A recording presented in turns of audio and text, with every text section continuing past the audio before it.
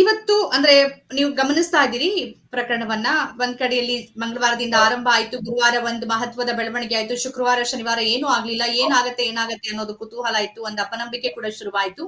ಇವತ್ತು ಟ್ವಿಸ್ಟ್ ಬೇರೆ ರೀತಿ ಇದೆ. 11ನೇ ಸ್ಥಳ ಆಗಿರ್ಲಿಲ್ಲ, ಆತ ಬೇರೆ ಕಡೆ ಕರ್ಕೊಂಡು ಹೋದ, ಅಲ್ಲಿ ಖಂಡಿತ ಸಿಕ್ಕಿದೆ. ಯಾಕೆಂದ್ರೆ ಕಾರ್ಯಾಚರಣೆ ಹೆಚ್ಚು ಹೊತ್ತಾಗಿದೆ, ತಗೊಂಡ್ಬಂದಿದ್ದಾರೆ, ಬೇರೆ ರೀತಿಯ ತಿರುವನ್ನೇ ಪಡ್ಕೊಳ್ತಾ ಇದೆ. ಏನ್ ಅಪ್ಡೇಟು, ಏನ್ ಪ್ರತಿಕ್ರಿಯಿಸ್ತೀರಿ? ಮತ್ತೆ ಟೆಕ್ನಾಲಜಿ ಬಳಸಬಹುದು ಅನ್ನೋ ಮಾಹಿತಿಗಳು ಕೇಳಿ ಬರ್ತಾ ಇದೆ. ಅಂದ್ರೆ ಆತ ತೋರಿಸಿದ್ದು ಸ್ವಲ್ಪ ಹೆಚ್ಚು ಕಡಿಮೆ ಆಗಿರ್ಬೋದು, ಯಾಕೆಂದ್ರೆ ಬಹಳ ವರ್ಷಗಳ ಮಾತಾಡಿ. ಇದರಲ್ಲಿ ಸ್ನಾನಘಟ್ಟದ ಪಕ್ಕ 1ರಿಂದ 8ರವರೆಗೆ ಅವರೇನು ಗುರುತಿಸಿದ್ರು, ಅಲ್ಲಿ JCPಯನ್ನ ಉಪಯೋಗಿಸ್ಲಿಕ್ಕೆ ಸಾಧ್ಯ ಇತ್ತು, ಬೇಗ ನಾವು ರಿಕವರಿ ಮಾಡ್ಲಿಕ್ಕೆ ಅವಕಾಶ ಇತ್ತು. ಆದ್ರೆ ಏನು ಈಗ 9, 10, 11, 12, 13 ಇದೆ. ಇದು ಸ್ವಲ್ಪ ಕಾಡಿನ ಪ್ರದೇಶ ಆಗಿರೋದ್ರಿಂದ ಇಲ್ಲಿ ಓಡಾಡ್ಲಿಕ್ಕೂ ಸಾಧ್ಯ ಇಲ್ಲ, ಮತ್ತೆ JCBನೂ ಕೂಡ ಯೂಸ್ ಮಾಡ್ಲಿಕ್ಕೆ ಸಾಧ್ಯ ಇಲ್ಲ. ಅಂತ ಪ್ರದೇಶವನ್ನ ಏನ್ ದೂರುದಾರರು ಐಡೆಂಟಿಫೈ ಮಾಡಿದ್ದಾರೆ.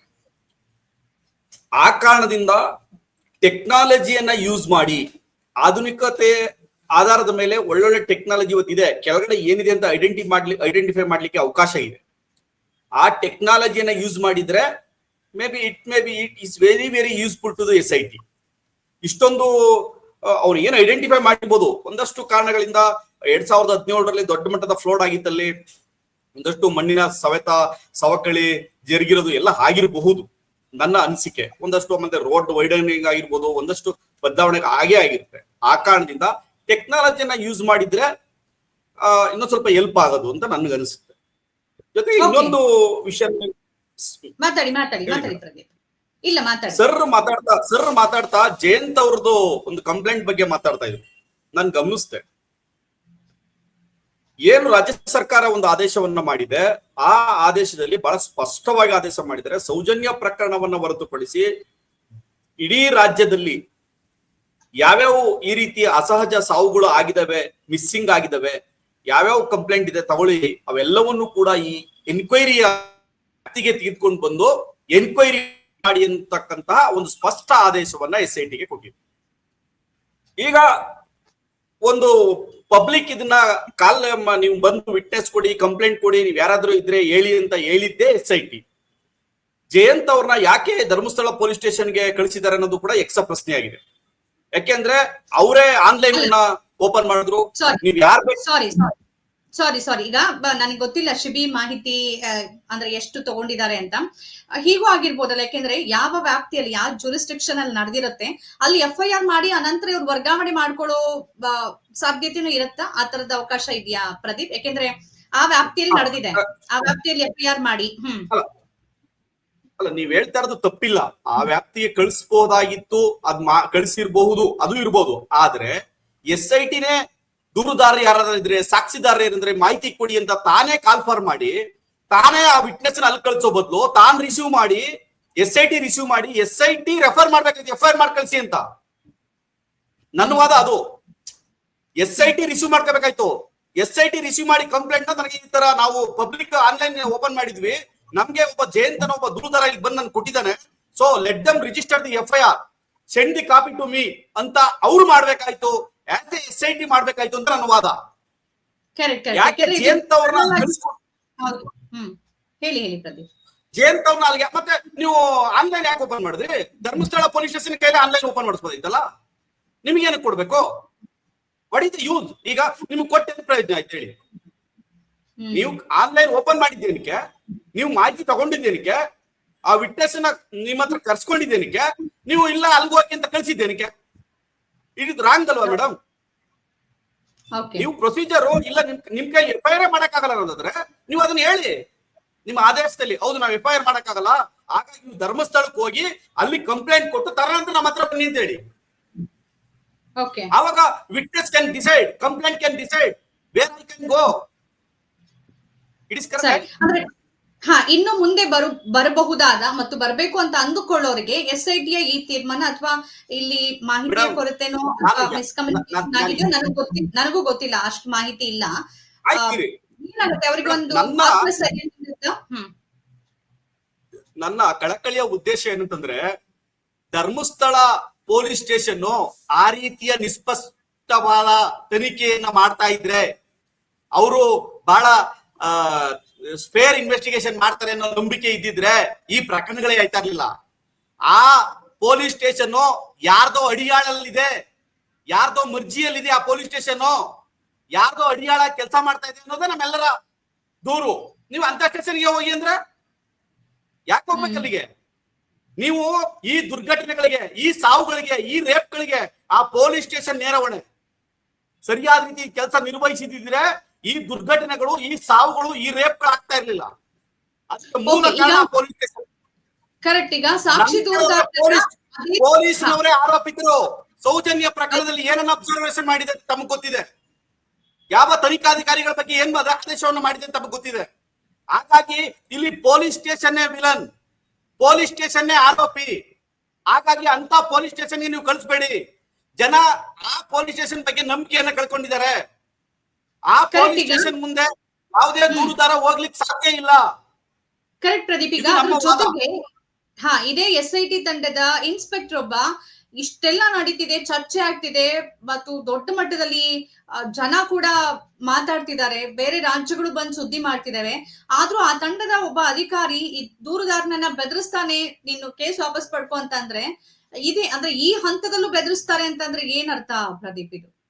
ಅದು ಒಂದು ಕಡೆಗೆ ಅಲ್ವಾ, ನೀವ್ ಹೇಳಿದ್ರಿ ಒಬ್ಬ ಅಧಿಕಾರಿ ಇಷ್ಟೆಲ್ಲ ಮೀಡಿಯಾದಲ್ಲಿ ಬಂದು ಚರ್ಚೆ ಆಗಿ ಇಡೀ ದೇಶದಲ್ಲಿ ಚರ್ಚೆ ಆಗ್ತಾ ಇದೆ. ಇಂಥ ಸಂದರ್ಭದಲ್ಲಿ ಒಬ್ಬ IO ಒಬ್ಬ ದೂರುದಾರನಿಗೆ ಎದುರಿಸ್ತಾನೆ ಅಂದ್ರೆ ಅವರ ಯಾವ ಮಟ್ಟದ ಪ್ರಭಾವ ಆ ಸಂಸ್ಥೆ ಮಾಡುತ್ತೆ ಅನ್ನೋದನ್ನ ನಾವು ಗಮನಿಸ್ಬೇಕು. ನಂಬರ್ 1. ನಂಬರ್ 2, ನೀವು ಇವತ್ತು ಕೂಡ ನಾನು ಫೇಸ್ಬುಕ್ ಅಲ್ಲಿ ಮಾತಾಡಿದ್ದೀನಿ. ಒಬ್ರು ನಿಮ್ ಚಾನೆಲ್ಗೂ ಸಮಸ್ಯೆ ಮಾತಾಡಿದ್ರೆ ಒಂದು ಆದೇಶವನ್ನ ಮಾಡಿದ್ದಾರೆ. ಆ ಆದೇಶ ಮಾಡಿದಂತ ಇಂಜೆಕ್ಷನ್ ಕೊಟ್ಟಂತ ನ್ಯಾಯಾಧೀಶರು SDM ಲಾ ಕಾಲೇಜ್ ನಲ್ಲಿ ಪ್ರಿನ್ಸಿಪಲ್ ಆಗಿ ಕೆಲಸ ಮಾಡಿದಂತವ್ರು, SDM ಇದೇ ಧರ್ಮಸ್ಥಳದ ಪರವಾಗಿ ವಕಾಲತನ್ನ ಹಾಕ್ತಂತವ್ರು ಇಯರ್ ಮಾಡಿ ಇಂಜೆಕ್ಷನ್ ಮಾಡ್ತಾರೆ. ನಿಮ್ಗೆ ಅವ್ರಿಗೆ ಅದ್ರ ಬಗ್ಗೆ ಒಂದು ಸ್ವಲ್ಪನಾರು ಮಿನಿಮಮ್ ಪ್ರಜ್ಞೆ ಇರ್ಬೇಕಲ್ಲ ಮೇಡಮ್. ನೀವು ವಕೀಲರು, ಅದಕ್ಕೆ ಕೇಳ್ತಾ ಇದ್ದೀನಿ, ಈ ನ್ಯಾಯಾಧೀಶರಿಗೆ ಕಾನ್ಫ್ಲಿಕ್ಟ್ ಆಫ್ ಇಂಟ್ರೆಸ್ಟ್ ಬರೋದಿಲ್ಲ, ಅಪ್ಲೈ ಆಗೋದಿಲ್ಲ ಅವ್ರಿಗೆ? ಅಪ್ಲೈ ಆಗಲ್ವಾ? ಇದನ್ನ ಪ್ರಶ್ನೆ ಮಾಡ್ಬಾರ್ದಾ? ತಮ್ಮ ಮುಂದಕ್ಕೆ ಆ ಪ್ರಕರಣ ಬಂದ ದಿವಸನೇ ನಾಟ್ ಬಿಫೋರ್ ಮೀ ಮಾಡ್ಬೇಕಾಯ್ತು. ಅದ್ ಇಯರ್ ಮಾಡ್ತೀರಿ, ಆದೇಶ ಮಾಡ್ತೀರಿ. ಎಂತ ವರ್ಸ್ಟ್ ಆದೇಶ ಅದು. ಎಲ್ಲ ಲಿಂಕ್ ಗಳನ್ನ ಡಿಲೀಟ್ ಲಿಂಕ್ ನೀವು ನೋಡಿದ್ರಿ. 450ಕ್ಕೂ ಹೆಚ್ಚು ಲಿಂಕ್ ಗಳನ್ನ ಡಿಲೀಟ್ ಮಾಡಕ್ ಆದೇಶ ಮಾಡಿದ್ರಲ್ಲ, ನೀವು ಆ ಲಿಂಕ್ ಗಳನ್ನ ನೋಡಿದಿರಾ? ಜಡ್ಜ್ಮೆಂಟ್ ನಾನು ಮಾತಾಡ್ತಾ ಇರೋದು. ಲಿಂಕ್ ಗಳನ್ನ ನೋಡಿದ್ರೆ ಹೆಂಗ್ ಆದೇಶವನ್ನ ಮಾಡ್ತೀರಿ? ಇವತ್ತು ನಾವೆಲ್ಲ ಈಗ ನೀವು ಈ ತರ ವರ್ಕ್ ಮಾಡಿದಿರಿ, ಈ ಎಲ್ಲ ಕಾಪಿಗಳನ್ನ ಇಟ್ಕೊಂಡು ಕೋರ್ಟ್ ಕೊಟ್ರೆ ಅವಾಗ ನಾಟ್ ಬಿಫೋರ್ ಮೀ ಮಾಡ್ತಿರಲ್ಲ. ಪ್ರದೀಪ್, ಈಗ ಒಟ್ಟು ಈ ಪ್ರಕರಣದಲ್ಲಿ ಬೇರೆ ಬೇರೆ ತಿರುವನ್ನ ಪಡ್ಕೊಳ್ತಾ ಇದೆ ಮತ್ತು ಗೌಪ್ಯತೆ, ನಿಗೂಢತೆ, ಆತ ಎಲ್ಲಿ ಕರ್ಕೊಂಡು ಹೋಗ್ತಿದ್ದಾನೆ, ಮತ್ತೆ ಬೇರೆಯವ್ರು ಬರ್ತಾ ಇದ್ದಾರೆ, ದೂರು ಕೊಡ್ತಾ ಇದ್ದಾರೆ. ಇನ್ನಷ್ಟು SIT ತನಿಖೆಯನ್ನ ಬೇರೆ ರೀತಿಯಲ್ಲಿ ತಗೊಂಡು ಹೋಗ್ಬೇಕು ಅಂತ ಅನ್ಸತ್ತಾ?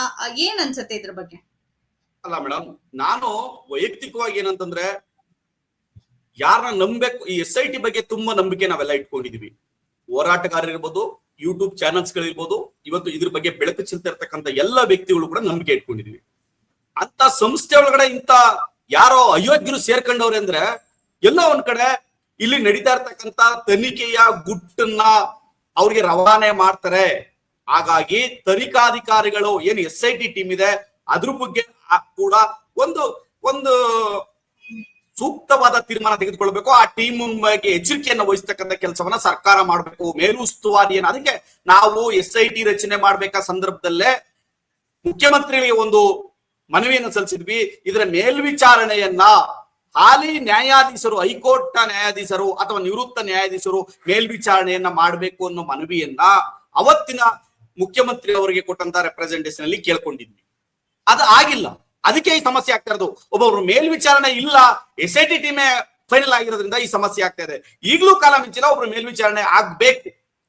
ಮತ್ತೆ ನೋಡಿ ಮೇಡಮ್, ಎರಡು ದೇಶಗಳ ನಡುವೆ, ಪಾಕಿಸ್ತಾನ ಮತ್ತು ಭಾರತದ ನಡುವೆ ಯುದ್ಧ ಆದ ಸಂದರ್ಭದಲ್ಲೇ ಪ್ರತಿ ದಿವಸ ಏನಾಯ್ತು ಅಂತ ರಿಪೋರ್ಟ್ ಕೊಡ್ತಾ ಇದ್ರು ಸೈನ್ಯಾಧಿಕಾರಿಗಳು ನಮಗೆ.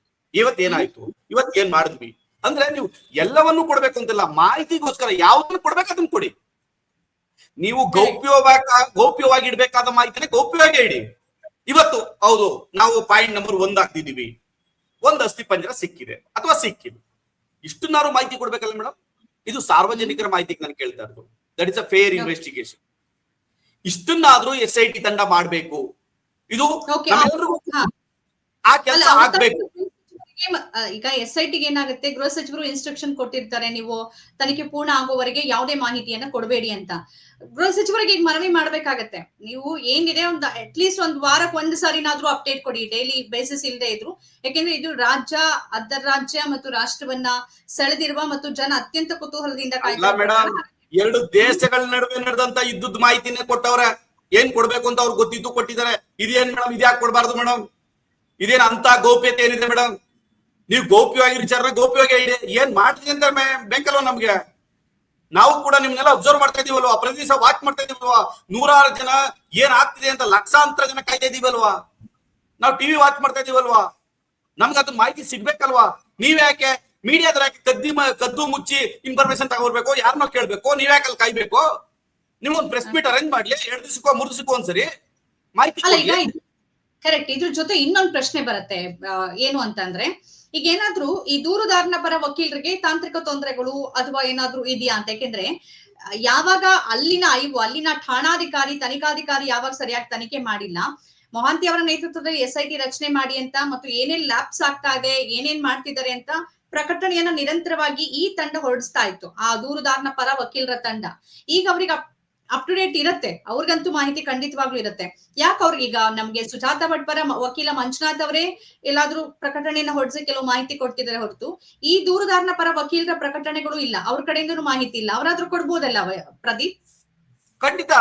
ಯಾಕಂದ್ರೆ ಅವರು ಏನ್ ಡೈರೆಕ್ಟ್ ಇವ್ರ ಮುಂದೆ ಬಂದಿದ್ದಲ್ಲ, ಅವ್ರು ಸುಪ್ರೀಂ ಕೋರ್ಟ್ ಇಂದ ಜುರಿಡಿಕ್ಷನ್ ಮ್ಯಾಜಿಸ್ಟ್ರೇಟ್ ಮುಂದೆ ಹೋಗಿ ಅವರು SP ಅವ್ರ ಮುಂದೆ ಹೋಗಿದ್ದಾರೆ. ಅವರು ದೂರುದಾರನ ಪರವಾಗಿ ಬಹಳ ಸ್ಟ್ರಾಂಗ್ ಆಗಿ ನಿಂತ್ಕೊಂಡು ಕೆಲಸ ಮಾಡ್ತಾ ಇದಾರೆ. ಅವ್ರಿಗೆ ಮಾಹಿತಿ ಕೊಡೋದ್ರಲ್ಲಿ ತಪ್ಪೇನಿದೆ ಮೇಡಮ್?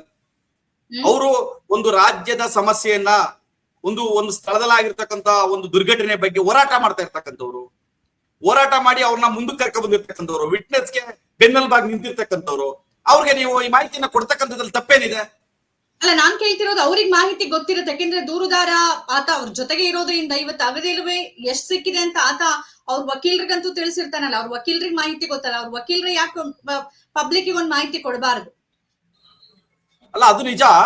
ಆದ್ರೆ ಎಲ್ಲ ಒಂದ್ ಕಡೆ ಇವರು ಅಡ್ವೊಕೇಟ್ಸ್ ಹೇಳೋದಕ್ಕಿಂತನೂ ಅಧಿಕೃತವಾಗಿ SIT ಹೇಳ್ತಕ್ಕಂಥದ್ದು ಒಳ್ಳೇದು ಅಂತ ನನ್ನ ವೈಯಕ್ತಿಕವಾಗಿ. ಅಡ್ವೊಕೇಟ್ ಹೇಳ್ಬಹುದು, ಇಲ್ಲ ಅಂತಲ್ಲ, ಆದ್ರೆ ಅಧಿಕೃತವಾಗಿ SIT ಮತ್ತೆ ಈಗ ಅಡ್ವೊಕೇಟ್ಸ್ಗೆ ಯಾವ ಹಂತಕ್ಕೆ ಎಲ್ಲಿಗೆ ಹೇಳ್ಬೇಕು ಅನ್ನೋದ್ರ ಬಗ್ಗೆ ಅವ್ರಿಗೆ ಎಷ್ಟು ಅರಿವಿದೆ ಅನ್ನೋದ್ರ ಬಗ್ಗೆ ನನಗೆ ಗೊತ್ತಿಲ್ಲ. ಈ ಪ್ರಕರಣದಲ್ಲಿ ತನಿಖೆ ನಡೀತಾ ಇರ್ತಕ್ಕಂಥ ಸಂದರ್ಭದಲ್ಲಿ ಅವರು ಡಿಸ್ಕ್ಲೋಸ್ ಮಾಡೋದ್ರಿಂದ ಒಂದಷ್ಟು ಎಫೆಕ್ಟ್ ಆಗ್ಬಹುದು ಅಡ್ವೊಕೇಟ್ಸ್. ಇದ್ರಲ್ಲಿ ನೋಡಿ, ಅವರು ಕಂಪ್ಲೇಂಟ್ ದೂರುದಾರನ ಜೊತೆ ಸಂಬಂಧ ಇಟ್ಕೊಂಡು ಎಲ್ಲಾ ವಿಷಯನೂ ಲೀಕ್ ಮಾಡ್ತಾ ಇದಾರೆ ಮೀಡಿಯಾಗೆ ಅನ್ನೋ ಒಂದು ಪರಿಸ್ಥಿತಿನೂ ಬರ್ಬೋದು, ಅಲಿಗೇಷನ್ ಬರ್ಬೋದು. ಅದ್ರ ಬದಲು SITನೇ ನಾನು ಏನ್ ಹೇಳ್ಬೇಕು ಏನ್ ಹೇಳ್ಬಾರ್ದು ಅಂತ ಹೇಳಿದ್ರೆ ಮುಗಿದೋಯ್ತು. ನೋಡೋಣ ಪ್ರದೀಪ್, ಮುಂದಿನ ಬೆಳವಣಿಗೆಗಳನ್ನ ಕಾದು ನೋಡೋಣ. ಮಹತ್ವದ ಬೆಳವಣಿಗೆ ಆಗಿದೆ. ಧನ್ಯವಾದ ಇಷ್ಟು ಈ ವಿಚಾರದಲ್ಲಿ ತಮ್ಮ ಪಾಯಿಂಟ್ ಆಫ್ ವ್ಯೂ ನಮ್ಮ ಜೊತೆಗೆ ಹಂಚಿಕೊಂಡಿದ್ದಕ್ಕೆ. ನಮಸ್ಕಾರ. ಈ ವಿಚಾರದ ಬಗ್ಗೆ ಮಾತನಾಡೋದಕ್ಕೆ ವಕೀಲರು ಮತ್ತು ಈ ಬಗ್ಗೆ ಹೋರಾಟವನ್ನ ಮಾಡ್ತಿರುವ ಪ್ರದೀಪ್ ಕುಮಾರ್ ಅವರು ನಮ್ಮ